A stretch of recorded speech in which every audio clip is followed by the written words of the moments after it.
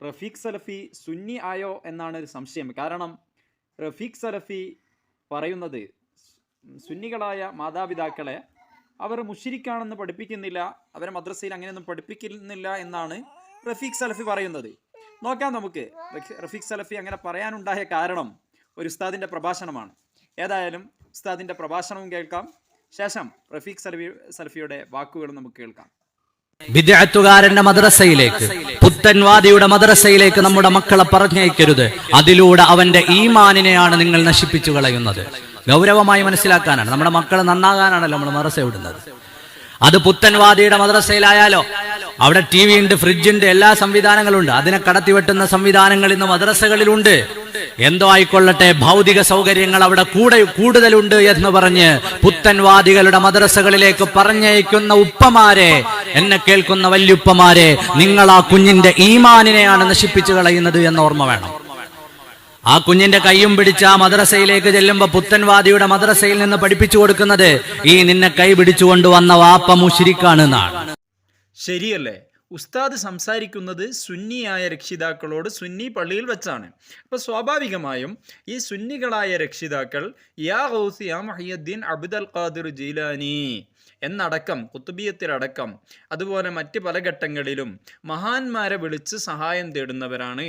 അള്ളാഹു കൊടുത്ത കഴിവ് മുഖേന നമ്മളെ മഹാന്മാർ സഹായിക്കും എന്ന ഉത്തമ വിശ്വാസത്തോടുകൂടെ തന്നെ മഹാന്മാരോട് സഹായം തേടുന്നവരാണ്.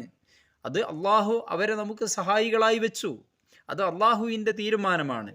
ഇപ്പോൾ അള്ളാഹുവിന് കഴിവില്ലാഞ്ഞിട്ടല്ലല്ലോ റൂഹിനെ പിടിക്കാൻ വേണ്ടി അസ്റായിലിനെ ഏൽപ്പിച്ചത്. അത് അള്ളാഹുവിൻ്റെ തീരുമാനമാണ്. അതിനെ ചോദ്യം ചെയ്യാൻ നമുക്ക് അവകാശമില്ല. അള്ളാഹുവിന് നേരിട്ട് വഹി അങ്ങ് ഇറക്കിയാൽ മതി. പക്ഷേ ജിബ്രീൽ അലൈഹിസ്സലാമിന് ആ പണി ഏൽപ്പിച്ചത് അള്ളാഹിൻ്റെ തീരുമാനമാണ്. ഇതുപോലെ തീർച്ചയായും നിങ്ങളെ സഹായി അള്ളാഹുവാണ്, അള്ളാഹുവിൻ്റെ റസൂലാണ്, മറ്റു അള്ളാഹുവിൻ്റെ സജ്ജനങ്ങളായ വിശ്വാസികൾ അള്ളാഹുവിൻ്റെ ഔലിയാക്കളാണ് എന്ന് വിശുദ്ധ ഖുർആൻ പറഞ്ഞത് അത് അള്ളാഹുവിൻ്റെ തീരുമാനമാണ്. അപ്പോൾ ഇയ്യാക നഅ്ബുദു വ ഇയ്യാക നസ്തഈൻ, നിന്നെ മാത്രം ഞങ്ങൾ ആരാധിക്കുന്നു, നിന്നോട് മാത്രം ഞങ്ങൾ സഹായം തേടുന്നു എന്ന് പറഞ്ഞ ഖുർആൻ തന്നെയാണ് പറയുന്നത് നിങ്ങളുടെ സഹായി അള്ളാഹുവാണ്, അള്ളാഹുവിൻ്റെ റസൂലും മറ്റു ഉത്തമ വിശ്വാസികളുമാണ്. അപ്പോൾ എന്ന് പറയുമ്പോൾ അതിൻ്റെ അർത്ഥം എന്താ?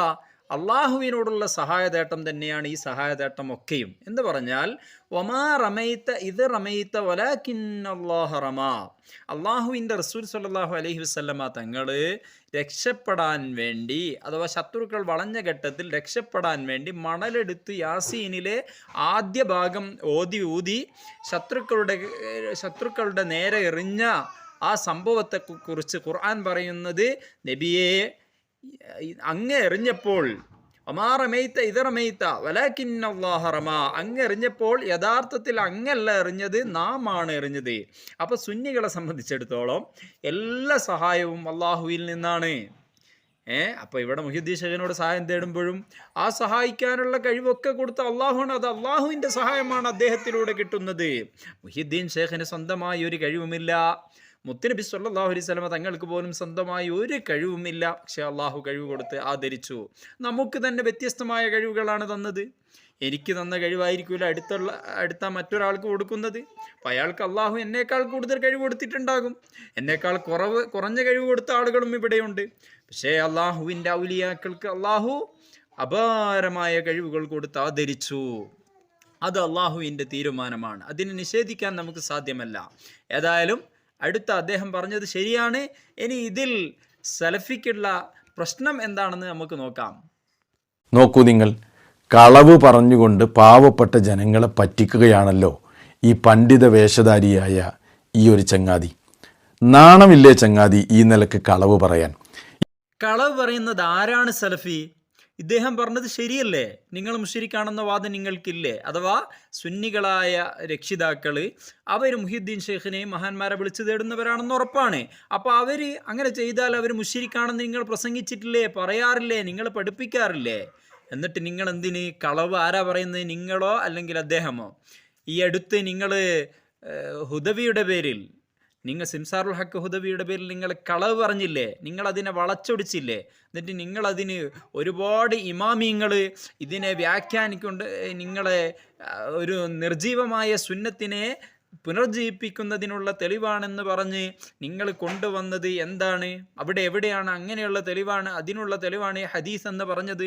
ഒരുപാട് ഇമ്മത്ത് അങ്ങനെ പറഞ്ഞിട്ടുണ്ടെന്ന് പറഞ്ഞിട്ട് ആ തെളിവ് എവിടെ? നിങ്ങൾ ഇരിക്കട്ടെ. കളവാരാ? നിരന്തരം കളവ് പറഞ്ഞുകൊണ്ടിരിക്കുന്നത് നിങ്ങളല്ലേ? ഇരിക്കട്ടെ. അടുത്തത്, ഇയാൾക്ക് ഇതുകൊണ്ടുണ്ടാകുന്ന പ്രശ്നം എന്താണെന്ന് നോക്കാം. ഈ നിലക്ക് വൈകാരികമായി അവതരിപ്പിച്ചാൽ സെൽഫികളോട് ആളുകൾക്ക് വിരോധമുണ്ടാകും.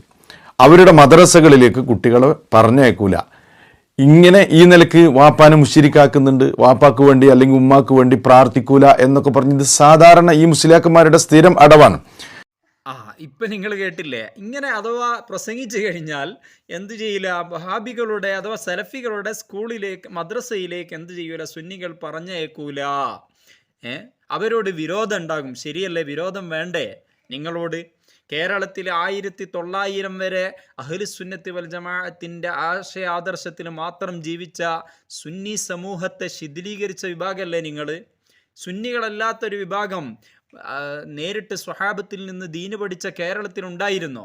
അവരെ, ആ മുസ്ലിം സമൂഹത്തെ ശിഥിലീകരിച്ച വിഭാഗമല്ലേ നിങ്ങൾ? ഇരിക്കട്ടെ. എന്നിട്ട് ഇയാൾ പറയാണ് വിരോധം ഉണ്ടാകും. അപ്പോൾ കാരണം മാതാപിതാക്കളെയൊക്കെ മുശ്രിക്കാണെന്നാണ് ഇവർ പഠിപ്പിക്കുന്നത് എന്നറിയുമ്പോൾ ഒരു നിലക്ക് മദ്രസയിൽ പറഞ്ഞേക്കൂല എന്നാണ് ഇയാൾ പറയുന്നത്. അത് ശരിയാണ്, മദ്രസയിൽ പറഞ്ഞേക്കാനും പാടില്ല. പിന്നെ ഇയാൾ ആദ്യം പറഞ്ഞൊരു കാര്യമുണ്ട്, എന്ത്? മദ്രസ എത്രയേ ഉള്ളൂ, പിന്നെ ഞങ്ങളുടെ വളർച്ച കണ്ടിട്ട് എന്ന്. സലഫികളെ, നിങ്ങളെ കുട്ടികൾ എത്ര ഉണ്ട്? ആകെ 25,000 മുതൽ 40,000 വരെ കുട്ടികൾ മാത്രമേ നിങ്ങളുടെ വിസ്ഡം ഗ്രൂപ്പ് അഥവാ ജിന്ന് സഹായം തേടുന്ന നിങ്ങളുടെ ജിന്നൂരികളുടെ മദ്രസയിൽ ആകെ ഉള്ളത് 25,000 മുതൽ മാക്സിമം 40,000 വരെയാണ്. നിങ്ങൾക്ക് സംശയം ഉണ്ടെങ്കിൽ നിങ്ങൾ ഗൂഗിളിൽ തന്നെ അടിച്ചു നോക്കൂ. അപ്പോൾ അതേസമയം സുന്നികളോ 20 ലക്ഷം. ആനയും അണ്ണാനും തമ്മിലുള്ള വ്യത്യാസമുണ്ട്. എന്നിട്ടാണ് നിങ്ങൾ ഇത് പഠിപ്പിക്കാൻ വരുന്നത്? ഇരിക്കട്ടെ, ഇനി അടുത്തത് കേൾക്കാം. കേട്ടാൽ എന്താ സംഭവം? സലഫി മദ്രസകളുടെ വളർച്ച കണ്ടിട്ട് അതിൽ ആകപ്പാടെ ബേജാറായി ഹാലിളകി, ഇനി ഞങ്ങളുടെ അന്നം മുട്ടുമോ, ഞങ്ങളുടെ മദ്രസകളിലേക്ക് കുട്ടികൾ വരാതിരിക്കുമോ, അങ്ങനെ ജനങ്ങൾക്ക് മാറ്റം സംഭവിക്കുമോ എന്നൊക്കെ ഭയപ്പെട്ടുകൊണ്ട് അതിൽ നിന്നുണ്ടായ ഒരു സംസാരമാണ് ഈ മുസ്ലിയാരുടെ സംസാരമെന്ന് അല്പം ബുദ്ധിയുള്ള ഏതൊരാൾക്കും മനസ്സിലാക്കാൻ കഴിയും. എൻ്റെ പൊന്നു സലഫി, വല്ലാത്ത വിറ്റടിക്കല്ല നിങ്ങൾ. 20 ലക്ഷത്തോളം വിദ്യാർത്ഥികൾ പഠിക്കുന്ന സുന്നി മദ്രസയിലെ ഉസ്താദുമാർക്ക് അസൂയ ആരോട്? 10-15,000 മുതൽ 25,000 മുതൽ 40,000 വരെ കുട്ടികളുള്ള, ആകെ 40,000 കുട്ടികളുള്ള വിസ്ഡം ഗ്രൂപ്പ് ജിന്നൂരികളോട് അസൂയ വെക്കാൻ മാത്രം. നിങ്ങൾ എവിടെ വളർന്നു എന്നാണ് പറയുന്നത്? നിങ്ങൾ തന്നെ മുജാഹിദുകൾ ടോട്ടലി എട്ടായി തിരിഞ്ഞ്. നിങ്ങളെ കാര്യം തന്നെ വളരെ ഗതികേടിലുള്ളത്. പിന്നെ നിങ്ങളോട് എന്തിനാ അസൂയ വെക്കുന്നത്? ആരൊക്കെ അണ്ണാനോട് അസൂയ ഉണ്ടാകുമോ കൂട്ടരെ? പിന്നെ ഒരു കാര്യമുണ്ട് കേട്ടോ. എന്താ കാര്യം എന്ന് വിചാരിച്ചാൽ, നിങ്ങളാ പറഞ്ഞ കളവുണ്ടല്ലോ, ഏത് കളവ്? കളവ് മാത്രം നിങ്ങൾ ഓരോ പ്രഭാഷണത്തിലും ഉണ്ടാകാറുള്ളൂ. അധിക പ്രഭാഷണത്തിലും നിങ്ങൾ കളവ് മാത്രം പറയാൻ ജനിച്ചൊരു സലഫിയാണ് നിങ്ങൾ, വളച്ചൊടിക്കാൻ, അപ്പോൾ ദുർവ്യാഖ്യാനം ചെയ്യാൻ. അപ്പം നിങ്ങളോട് ചോദിക്കുന്നത്, നിങ്ങൾ അഥവാ സുന്നി കുട്ടികളുടെ രക്ഷിതാക്കളെ മുശ്രിക്കാണ് എന്ന് പഠിപ്പിക്കുന്നില്ല നിങ്ങളെ മദ്രസയിൽ എന്ന് പറഞ്ഞല്ലോ. അപ്പം എൻ്റെ ചോദ്യം, സുന്നി രക്ഷിതാക്കളെ യാ ഗൗസ് യാ മുഹിയുദ്ദീൻ അബ്ദുൽ ഖാദിർ ജീലാനി എന്ന് കുത്തുബിയത്തിൽ മുഹിയുദ്ദീൻ ശേഖനെ വിളിച്ച് സഹായം തേടുന്നവരാണ്. അപ്പോൾ അങ്ങനെയുള്ളവർ മുശ്രിക്കുകളാണോ മുസ്ലിങ്ങളാണോ? പറയൂ സലഫി. കളവ് മാത്രം പറയുന്ന സലഫി ഇതിന് മറുപടി പറയണം.